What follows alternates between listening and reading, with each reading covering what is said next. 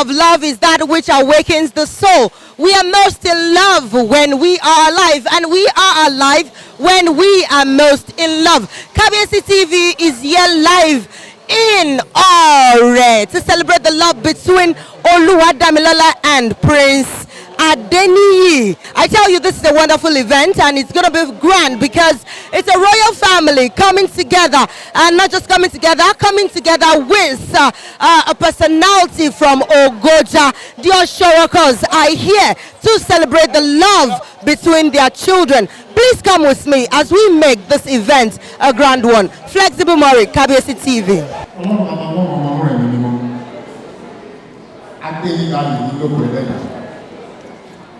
Àti ẹ̀dúpẹ́ wípé ọ̀pọ̀lọpọ̀ débi láyé àti àlàáfíà láti ìlú Èkó lọ́hùn, èyí tí a mọ̀ sí ìlú Ọ̀ṣọ̀rọ̀pọ̀ lọ́hùn, àdúpẹ́ pé wọ́n débi láyé àti àlàáfíà. Àwọn tó ń bá yé náà àdúpẹ́ pé wọ́n bá wọn láyé àti àlàáfíà. Alágbára lágbà ọpẹ́ wa. Ẹni lẹ́yìn gbogbo ẹni mẹ́sà máa dúpẹ́ ni. Àdúpẹ́ lórí tọkọ tìyàwó yìí. Ẹlẹ́bùrú kẹta ọpẹ́ wa. Adúpẹ́ wípé gbogbo nǹkan tí a fẹ́ ṣe náà ó ti ń júṣe níwájú ẹ̀yìn Elédùmarè. A sì mọ̀ pé a ó ṣe àṣeyọrí. Adẹ́ta ìṣẹ̀dá gba ọpẹ́ wa.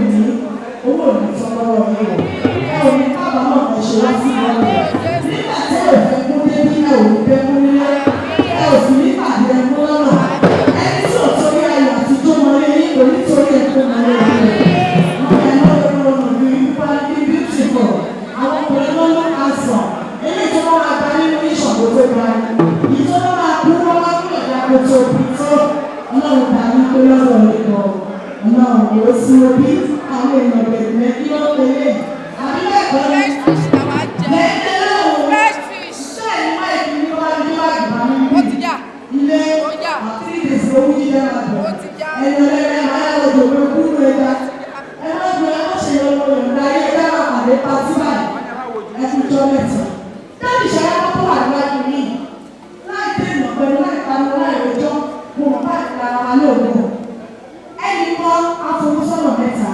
owó ọmọ àtàlàfíà mo sì mọ̀ pé ọkọ̀ kò ní ṣọ̀nà nínú ìgbéyàwó rẹ̀ lọ́wọ́ bá ti wà lẹ́yìn tí òun kò ní kò kú wọ́n á tún máa kàn sí mi ṣe ti ṣe tán. ọwọ́ mi kò dé ọba mi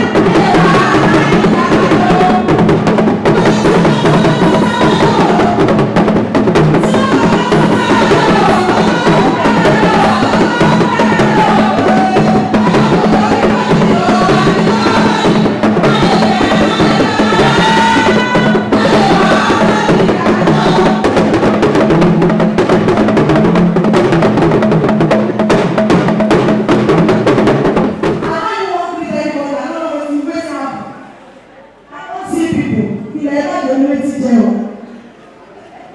Mo ti gbọ́. Ìyẹn lọ sí àwọn ọmọ àwọn obìnrin ọmọ olúwo ilẹ̀. Àwọn sílẹ̀ ìrọ̀lọ́wọ́ sáà sí ìdílé rẹ̀ kọ̀ ń sálẹ̀ 18%.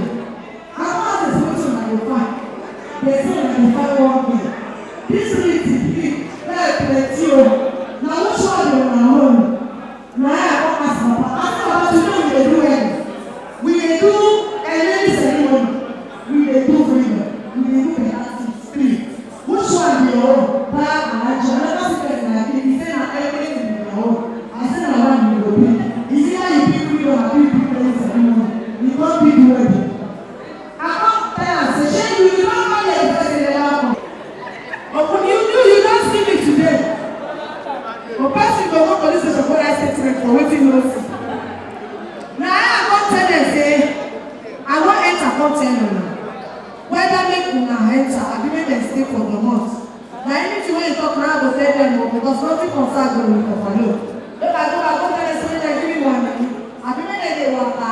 Their month wey dem come for the month make dem wait and dem go. Mommy dey laugh. Now don cancel this matter.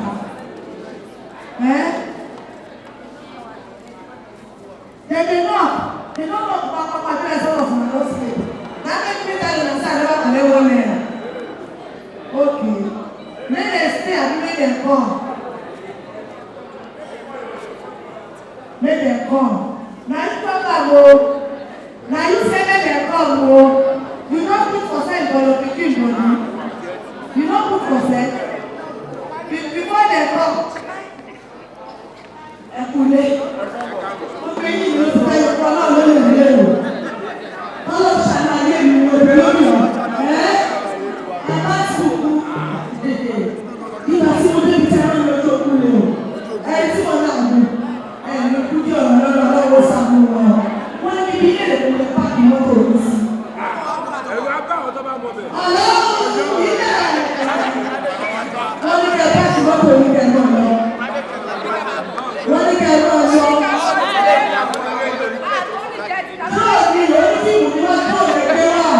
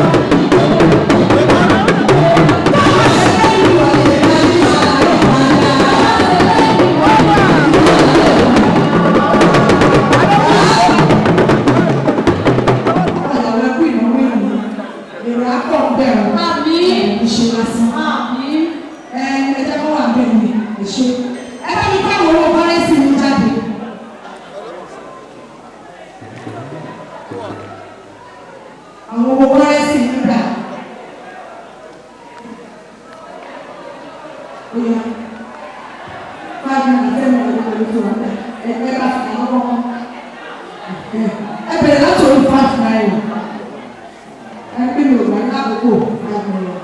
Tí ẹ bá sọ pé kì í jókòó sílẹ̀, instruction ti wá fún yín òun ní kẹ̀tẹ̀lé. Ọ̀yà ní 10 naira èjò èjò èjò èjò èjò ẹ̀jẹ̀ sílẹ̀ ẹ̀kú 20 naira èjò èjò èjò ẹ̀jẹ̀ sílẹ̀ ẹ̀kú 50 naira èjò èjò èjò èjò ẹ̀jẹ̀ sílẹ̀ ọkùn 1 naira èjò èjò èjò èjò ẹ̀jẹ̀ sílẹ̀ ọkùn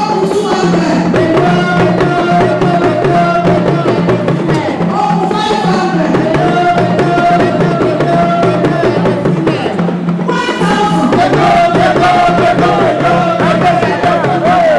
èjò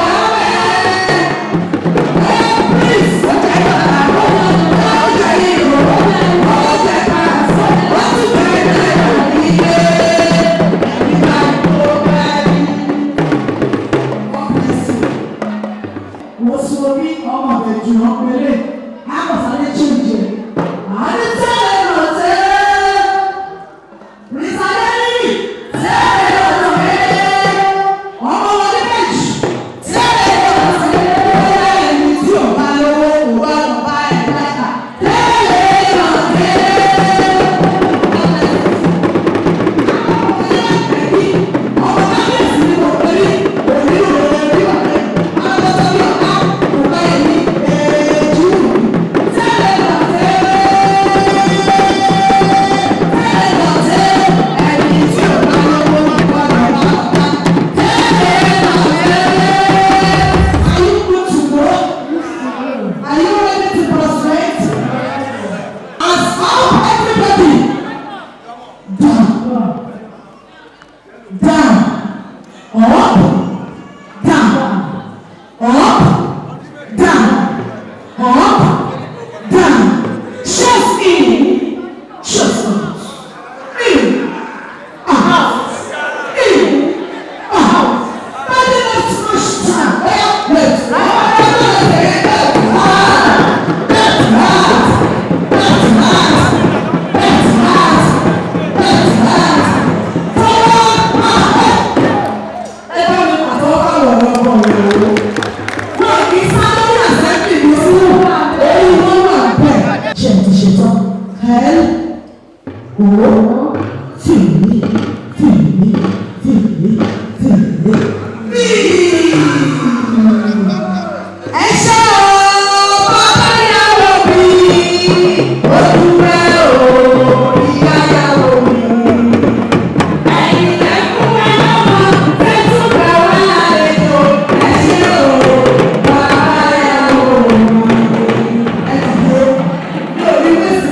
èjò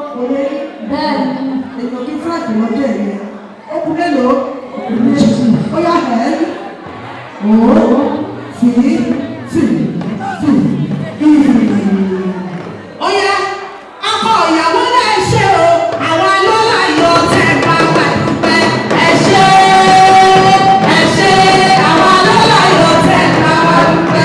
1000 èjò èjò èjò èjò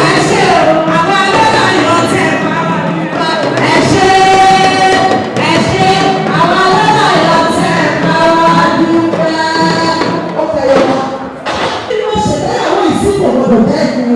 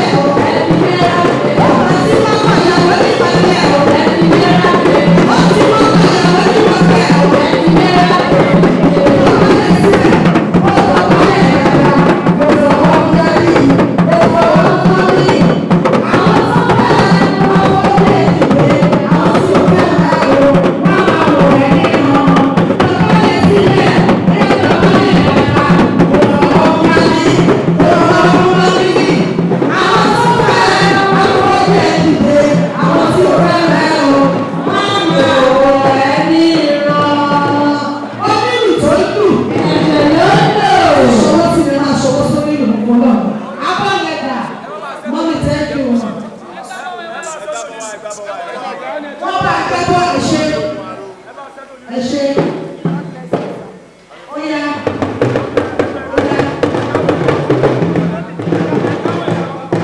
Ọkọ̀ ìyàwó lè dìde. Ẹ máa bọ̀ lọ́dọ̀ mọ́ mi ní. Ẹ lọ gba bẹ̀yẹ wá. Ẹ bá wa dé sí ìyàwó wọn. Ẹ̀kọ́ yìí àjèrè ọmọ mi mọ́tò bọ́. Èmi náà àjèrè ọmọ mi mọ́tò bọ́.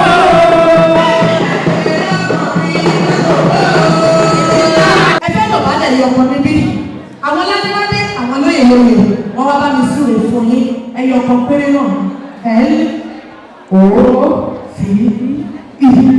Ẹ ṣé o ẹ̀yin òbí mi mo dúpẹ́ o ẹ̀yin òbí mi. Ẹ máa ṣàdúrà fún ẹ fún mi lẹ́dúkẹ́sọ̀ ẹ tún ṣègbéyàwó mi. Ẹ ṣé o ẹ̀yin òbí ẹ máa pé ẹ ṣé o ẹ̀yin òbí mi mo dúpẹ́ o ẹ̀yin òbí mi. Ẹ fún mi lẹ́dúkẹ́sọ̀ ẹ tún ṣègbéyàwó mi. Ẹ ṣé o ẹ̀yin òbí mi. Kábíyèsí ẹ bá mi súre fún wọn ẹ̀yin nìkan tí wọ́n bá fẹ́ ṣe lórí ọmọ báyìí ṣe jókòó ni wọ́n má dòkó kí wọ́n má wá wọn tì kí wọ́n fọjọ́ ayọ̀ gba oore àtàwọn àtìyàwó àtọmọ ó yá kábíyèsí àṣẹ àṣẹ àṣẹ àṣẹ àṣẹ o àṣẹ àṣẹ àṣẹ àṣẹ o kábíyèsí súre bẹ́ẹ̀ àná o àṣẹ àṣẹ o àṣẹ àṣẹ dádì ó yẹ ìdìbò kábíyèsí ẹ̀ fún mi lọ́wọ́ ẹ máa bọ̀ lọ́dọ̀ dádì yìí o dúpẹ́ dádì. Inú lọ́tọ̀ dùn ibà bá ní káàkiri o. Inú lẹ́tọ̀ dùn ibà bá ní káàkiri. Inú ìlẹ́tọ̀ dùn ibà bá ní káàkiri. Kábíyèsí o kẹ́mi. Orúkọ mi ni Ọba Olúfẹ́mi Abíọ́dún Àkànní Martins, Olùpàtà Abíọ́dún ní Ifọ̀ Local Government, Ogun State. Irú èèyàn wo lẹ rò pé Prince Adeniyi jẹ́? Ní ó jẹ́ ọmọ dáadáa sí mi, kódà ó fẹ́ lé ní òun ló jẹ́ kí ìbáṣepọ̀ mi àti dáàdì ẹ̀ nìkan, òun ló jẹ́ kí ìgbà àti bàbá ẹ̀ súnmọ́ra wa, ó jẹ́ ọmọ tó bọ̀wọ̀ fàgbà, ó jẹ́ ọmọ tó tọrọ, ó jẹ́ ọmọ tó tìlé ọba wa ìwà royalness ó wà nù ayé ẹ̀, royalty ẹ̀ ni mo rí nù ayé ẹ̀ tó fi di pé mi àti ẹ̀jọ́ ń ṣe kí n tó wá mọ̀ pé ọmọ ọba tẹ̀ lòun náà wá jẹ. Àdúrà mi fún òun àtìyàwó ẹ̀ ni pé Ọlọ́run á ṣe wọ́n lọ́rẹ̀ ara wọn kalẹ̀, wọ́n á bí wọ́n á bí rẹ̀ fún lágbára Elédùmarè, wọ́n á bọ́ ọkùnrin wọ́n á bóbìnrin, ayọ̀ Ọlọ́run amúre tọ́lọ́run fi so wọ́n pọ̀, Ọlọ́run ò ní jẹ́ ojú, Ọlọ́run ò ní jẹ́ ọjà, ẹ̀mí wọn á gùn, àwọn náà ṣerú nǹkan báyìí fọmọ.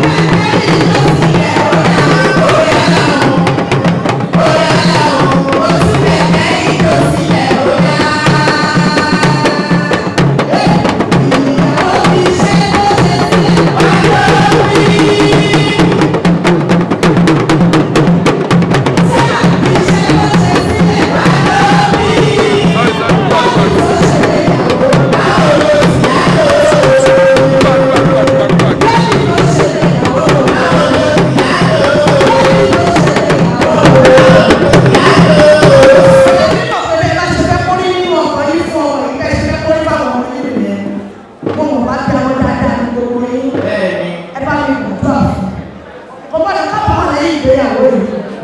Ìgbéyàwó yìí ò gbọ́dọ̀ jẹ́ omi ìnira fún. Kò gbọ́dọ̀ rí ẹkún níbẹ̀. Kò sì gbọ́dọ̀ rí òṣèlú. Nígbà tí wọn ò tí wàá sanwó orí rẹ̀ kò rí o. Lẹ́yìn ìgbà tó sanwó orí kò gbọ́dọ̀ sanwó. Àkàbà ìgbéyàwó yìí kò gbọ́dọ̀ yẹ̀ wọ́n lẹ́sẹ̀. Lẹ́yìn ayẹyẹ ayé ò gbọ́dọ̀ yẹ̀yẹ́ rẹ̀. Irú méjì ni mo wọ̀ láti sọ́sọ́ mo ti dáyé wíwo àti pẹ̀lú ọbẹ̀ ọ̀fíìsì. Màmá irú kúlẹ̀ lórí ìgbéyàwó lórí ọmọ ní àwọn òní. Kábíyèsí àti mọ̀mọ́ ẹ bá mi wúlò fún ìyàwó yìí. Ẹ bá mi ní pọ́ọ̀sì ìyàwó síwájú bàbá ọmọ wọn. Wọ́n fẹ́ náwó sínú ẹ̀. Èyí máa ń gbowó bàbá ọmọ ní ẹwà láti bàbá tí náwó sínú ẹ̀. Owó ni a máa pọ̀ sí. A máa bí sí. A sì máa rẹ̀ sí. Màmá tó ti sọ́pọ̀tì ọmọ wọn. Abẹ́ ẹ̀ bá ìrọ̀lẹ́ ọ̀. Ẹ dìde. Ẹ máa lọ sẹ́sẹ̀ lórí ní àtijáde yìí. Kẹ́ẹ̀ni padà síbí ẹ̀ padà wáyà tó kù. Ẹ máa dàrẹ́ ìfọ̀ sí ilé bá fẹ́.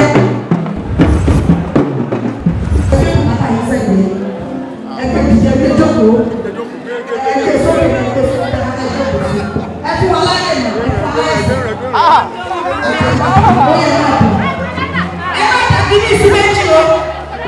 Mọ́mí ẹ máa bọ̀. Bàbá ìyàwó dà. Bàbá ìyàwó ti yá ìyàwó. Dájú ẹ má bọ̀. Ọlọ́run ò ní bẹ́ẹ̀ o. Ẹ̀ẹ́dẹ̀gbẹ́ yóò fẹ́ ní ìbànújẹ́ kẹrí àyọ̀ lọ́wọ́ mi ò ní tẹ̀lé o. Mi ò bá wọn lọ́kọ̀ ẹkú bẹ́ẹ̀ ni mi ò ní kò ṣe é. Mi ò rí ti ìbànújẹ́ mi ò ní tẹ̀kú mi ò ní ti korò. Irú mi lẹ́lẹ́ mi ò bá wọ́n rí. Ìyàwó àti ọkọ̀ dà. Ó yẹ kí ṣe kí á ní ẹjọ́ torí àkókò. We have a lot of people going far away. Ẹjọ́. God bless you. Kabiyesitv is live at the celebration of love between Oluwadamilola and Prince ADENIYI. Ení ọjọ́ tí à ń sọ wípé okay o mo bẹ̀bẹ̀ fẹ́ bàbá mi ti gbà ìyá mi gan pẹ̀lú ti gbà. Àwọn ni chairman of this occasion. I have with me a reputable personality. Ẹ ra bàbá wa. Ẹ pẹ̀lẹ́ o Adémọ́lá Adéníran lágbára Ọlọ́run tí a bá wò dáadáa ẹ rí pé àwọn méjèèjì ọkùnrin ó handsome ìyàwó náà ó beautiful ọmọ dáradára làwọn méjèèjì dẹ̀ tún jẹ́ olùgbàgbọ́ òdodo àwọn méjèèjì jẹ́ Christian wọ́n jẹ́ oníwà pẹ̀lẹ́ oníwà tútù ọmọ ọba ní Adéníyì ìwà ọba wà lára ẹ̀ ìyàwó ẹ̀ náà ayaba ni ìwà ayaba wà lára ẹ̀ wọ́n jẹ́ ọmọ tí gbogbo ènìyàn nífẹ̀ẹ́ ẹ rí pé gbogbo ìlú ló wà ń bí báyìí lénìí gbogbo olóyè ló wà ń bí ẹ̀yin náà wo adúrú àwọn ọba tó wá sí bí báyìí lénìí torí ìwà wọn ló jẹ́ kí wọ́n wá. Ọ̀rẹ́ ni àwọn méjèèjì kí wọ́n múra wọn gẹ́gẹ́ bí ọ̀rẹ́ kí wọ́n múra wọn gẹ́gẹ́ bí ẹ̀gbọ́n tàbúrò kí wọ́n múra wọn gẹ́gẹ́ bí olùbádámọ̀ràn kí wọ́n dẹ̀ múra wọn gẹ́gẹ́ bí Christian tí wọ́n jẹ́ so that gbogbo ẹ̀ á máa lọ déédéé. Ìdílé náà ti bẹ̀rẹ̀ láti èní lọ kò ní dàrú ọmọ ayọ̀ ló máa wá láti ìdílé náà a ò ní gbọ́ ikú wọn a ò ní gbọ́ àrùn nípa wọn a kò ní gbọ́ pé ìgbéyàwó náà túká ìgbéyàwó náà tún máa lọ síwájú gbogbo nǹkan tí wọ́n ń fẹ́ ní dáradára Olúwa bá wọn fi fún wọn nígbà tí a bá tún máa péjọ ìkómọ la máa bá wọn wá fún.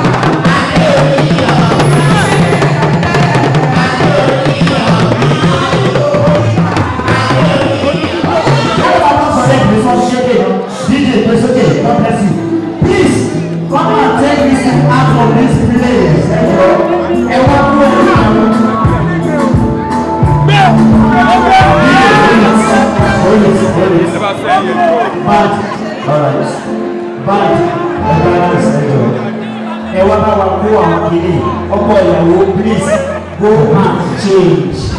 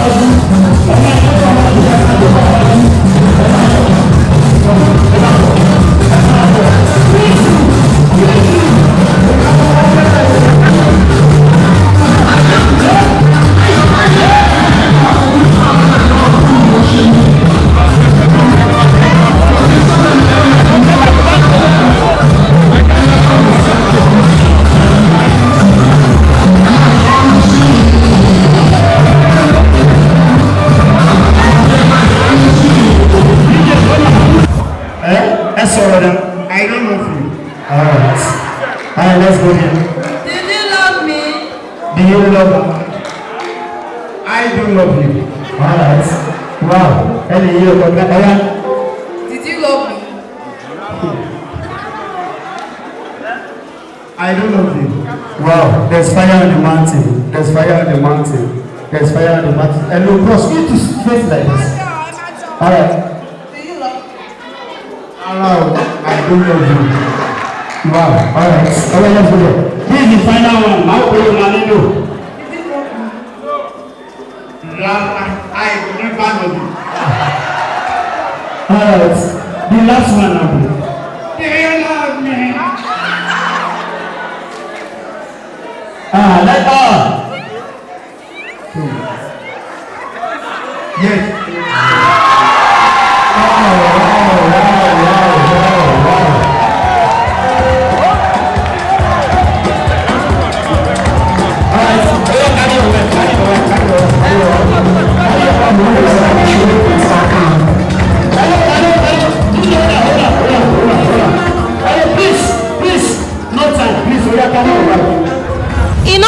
to give your pikin hand in marriage to a man wey come from different tribe and culture. And they talk about the marriage between Prince ADENIYI and OLUWADAMILOLA Emmanuel, where they take place for Ore today. And beside me now the papa of the bride. Good afternoon, sir. Afternoon, how are you? How you dey, sir? I'm fine. Thank God for this day, oh. Because then as God they make day prosper like this. I bless God. How you see your pikin husband? How you fit describe him? Who be ADENIYI to you? My name is Sunday Agbara from Cross River State, Ogoja. ADENIYI to me is the husband of my daughter. The two of them, their spirit match together. And I give him with all my heart. Give my daughter for him with all my heart to marry. My prayer is this: let God give them long life and prosperity. And anything they are doing, let it be prosper. Because I didn't have anybody than them. I don't have father, no mother, no senior brother, no senior sister. I only have them alone as the child where God give to me. So I have to pray for them. And I'm happy today that I be midst of them like this. Because of people, many people, the people that I not even expect that I will be in this position today. I bless God for that. The whole king, police, mopo, then come because of me. I glorify God for that. Orúkọ mi ni Olúwaṣẹ́gun Ebenezer Ojúri. Ọba Olúwaṣẹ́gun Ebenezer Ojúri. Inú mi kún fáyọ̀ nítorí pé irú nǹkan tí mo ṣe lénìí, èyí tó máa kọ́ ṣègbéyàwó náà ọmọ mi lẹ́yìn. Inú mi dùn. Kọ́ ṣe ra wọn bí ọmọ ìyá mi. Òun náà ni chairman of the occasion ti sọ fún ọlẹ́mọ̀ pé kọ́ fara wọn mọ́ra, wọ́n fi ra wọn sí ẹ̀kọ́ sábúrò, wọ́n ti di family kan. Ọmọ tó ti ga tó yìí tó ti wà láàrin méjì wọn àti di family kan náà. Ọlọ́run Elédùmarè àgbégbọ̀n wọn lékè. Wọ́n ní tọrọ jẹ lágbára lẹ́nu. Ohun tí ọmọ fi máa ṣọkọ síyàwó, Ọlọ́run á fún lágbára lẹ́nu.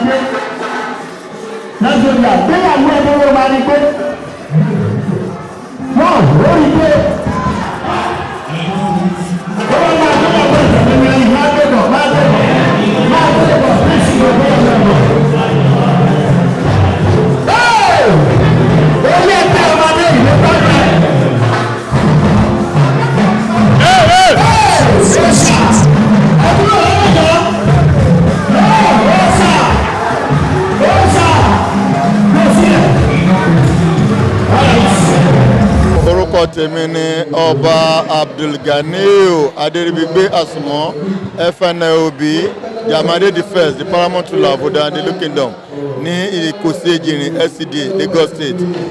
Ọba Ọ̀ṣọ̀rọ̀kọ̀ ó jẹ́ èèyàn mi pàtàkì, ó jọba ẹlẹgbẹ́ mi tí àwa bá gbayọ̀ ti ìgbéyàwó ọmọ wọn lénìí.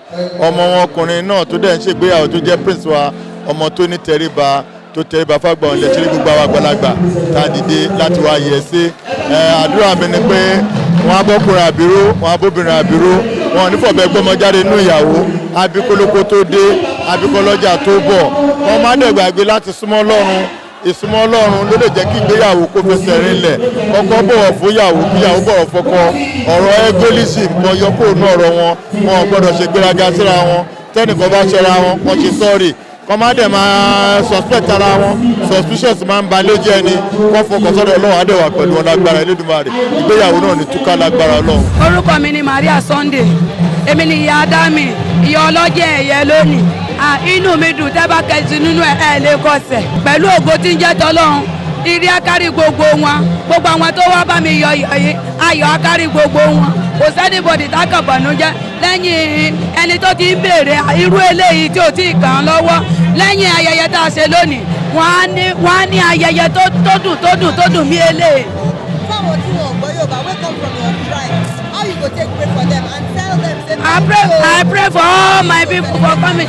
I thank everybody for coming here to come and celebrate this occasion with me. I'm so happy. Say I be one of the person when he give my pikin go outside. Outside now my pikin marry, and I so much thank God that I'll never regret in my life. Olúmúyìwá Ògúnbẹ́kún Onílẹ́kì ti ìlú Lẹ́kì. A dúpẹ́ fún Ọlọ́run fún ọjọ́ tòní nítorí pé Olúwa ṣeun. Àjọṣepọ̀ tí ó wà ní àárín wa òun náà ni ọ̀pọ̀lọpọ̀ ń rí lónìí, pàápàá jùlọ láàrin èmi àti kábíyèsí ọba Òyìnrì ọlọ́ṣọ̀rọ̀kọ̀ tí ọ̀ṣọ̀rọ̀kọ̀. Òjò ti ń pagún àwọn méjèèjì bọ̀ ọjọ́ ti pẹ́ láti kékeré ni. Ọlọ́run náà dẹ̀ tún jẹ́ kí gbogbo wa tún jẹ́ orí adé lónìí. A dúpẹ́ lọ́dọ̀ Ọlọ́run. Àdúrà wa ni pé gbogbo àwọn nǹkan tá a mèremère tá a ti ṣe lórí ọmọ kó má dìbàjẹ́. Adéníyì ọmọ ló jẹ́ fún mi, ọmọ ni torí pé èmi àti bàbá ọ̀rẹ́ tímọ́tímọ́ ọ̀rẹ́ àtìgbà kékeré ni, ọmọ alálùbáríkà ni. Èyí tó dẹ̀ ń ṣe lónìí lágbára Ọlọ́run òun náà máa ṣe fún ọmọ. Ànímọ̀ bàmíjẹ́ lórí ẹ̀ láéláé. Ọmọ náà ti ń lọ síwájú báyìí, wọn máa lọ síwájú ni kò ní dèrò ẹ̀yìn. Ìtí mo wí lónìí bó ṣe máa rí nìyẹn, á rí bẹ́ẹ̀ àṣẹ bẹ́ẹ̀. Orúkọ mi ni olórí Adérẹ̀mí Adéjọkẹ́, olórí ọba Ìpàtà of Ìpàtà.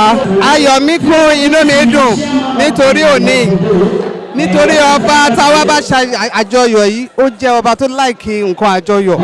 Ní oṣù méjì sẹ́yìn wọ́n wá bá èmi náà ṣe àjọyọ̀ ìyàwó ọmọ mi, so tayọ̀tayọ̀ lèmi náà fi wá síbi ìyàwó yìí nítorí ọmọ mi gangan ni ọmọ tó ń ṣe ìgbéyàwó lónìí. Mo gbàdúrà fún àti ọkọ àti ìyàwó, ayọ̀ ìgbéyàwó á yí wọn ká, Ọlọ́run á fi kún ayọ̀ wọn. Please, la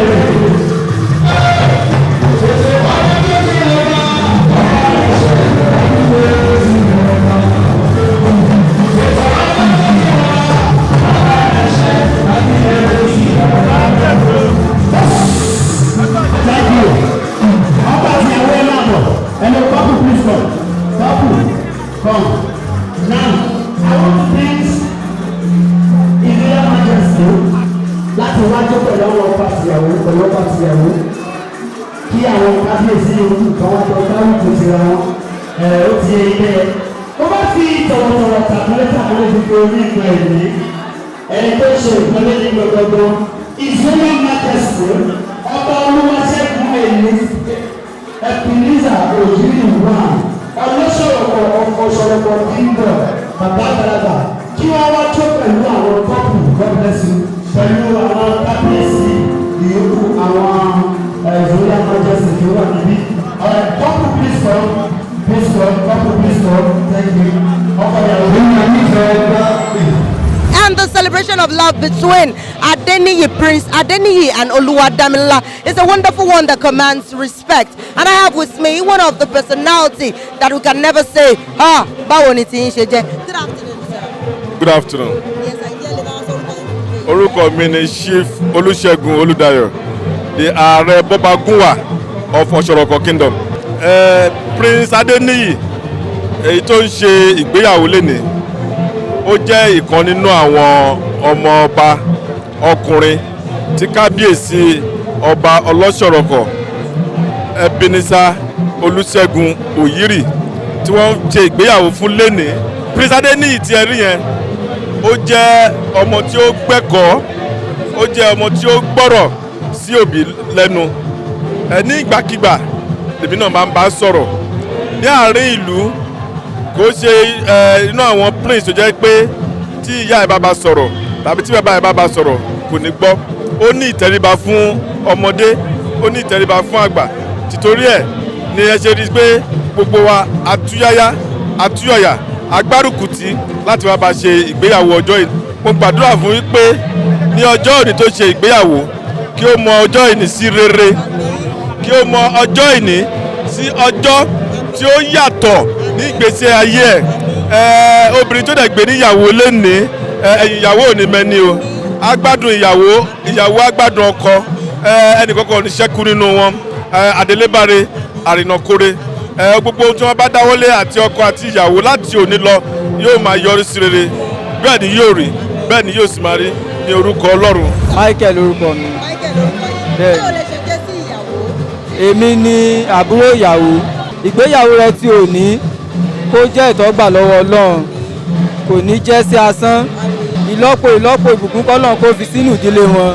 Celebrating the love story of Prince ADENIYI and OLUWADAMILOLA, and I have with me someone who knows about this couple. She can tell a little bit about their story. Good afternoon, ma'am. Good afternoon, ma'am. My name is Miss Taiwo Esther.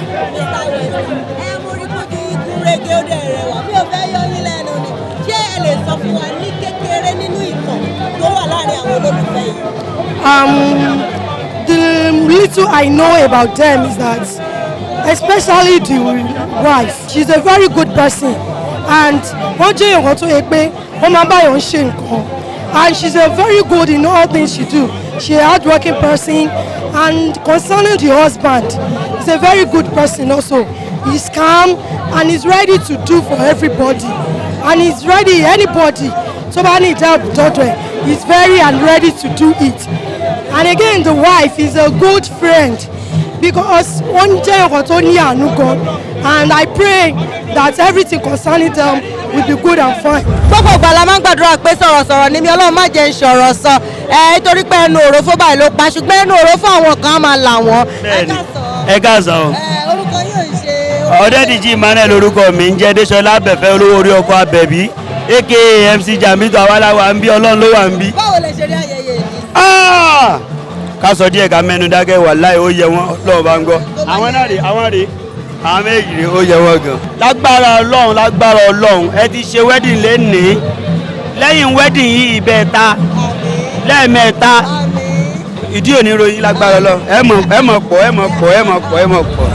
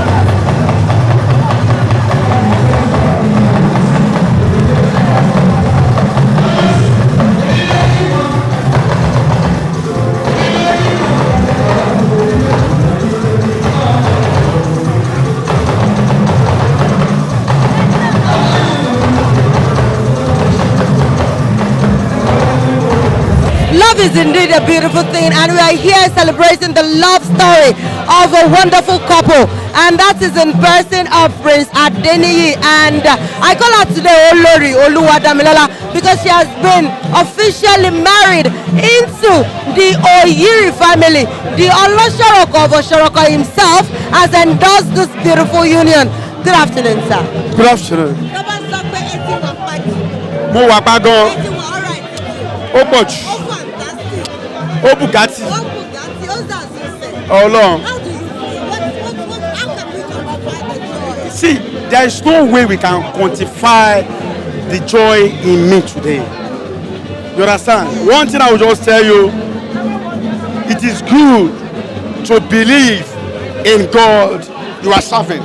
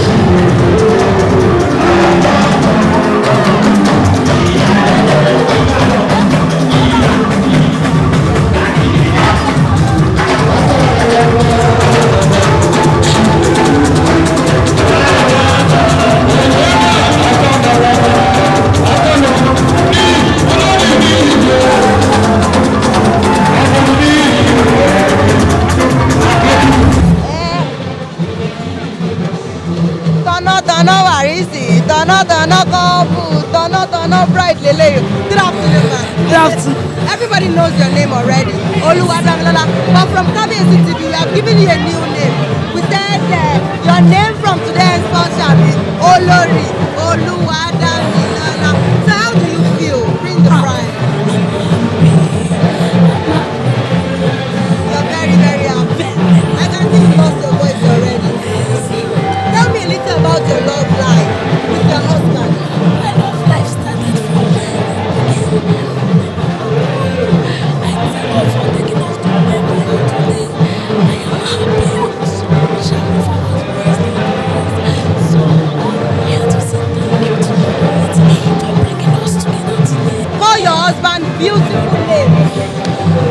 ayọ̀ mi olúwa mi ẹni bí ọkàn mi ìfẹ́ mi ọkàn mi ẹgbẹ́ ìpẹ́ ojú mi òbí mi.